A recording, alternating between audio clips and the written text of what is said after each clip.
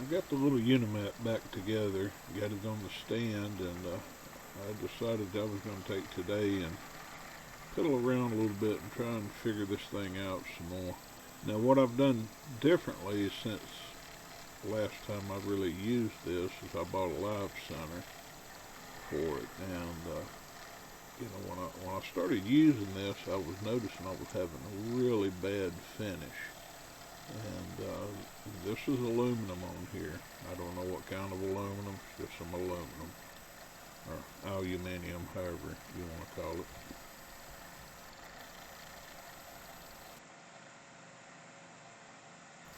There's definitely an order of how you do a cut on one of these little UniMat. This is UniMat SL.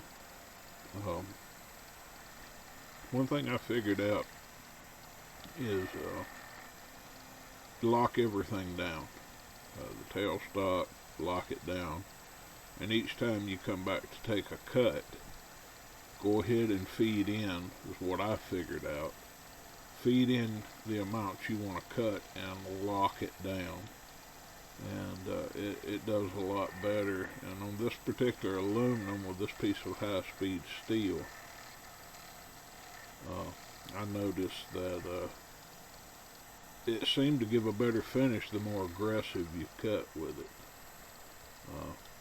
But anyways, that's some of the things I've figured out so far. This little lathe is a little more finicky about cuts than, like, say, my Atlas or my, well, I haven't used my Logan yet, but even the 109s. But the key to this was what I figured out is locking everything down before you make a cut. And it gave an outstanding finish after I did.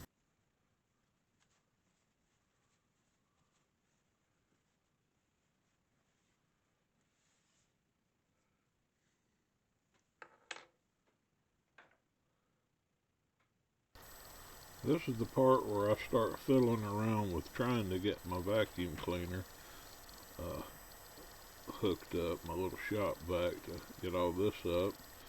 In the process, I knocked the camera winding and all the good stuff. But hey, I'm still a rank amateur, and this is just a little quick piddling video.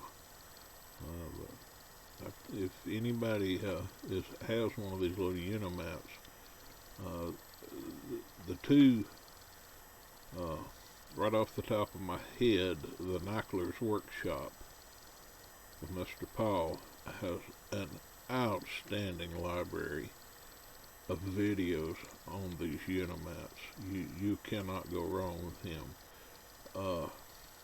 Jim's Workshop. Mr. Jim is up in Minneapolis. He has quite a unique set of UniMats and other machine equipment. Very good fellows.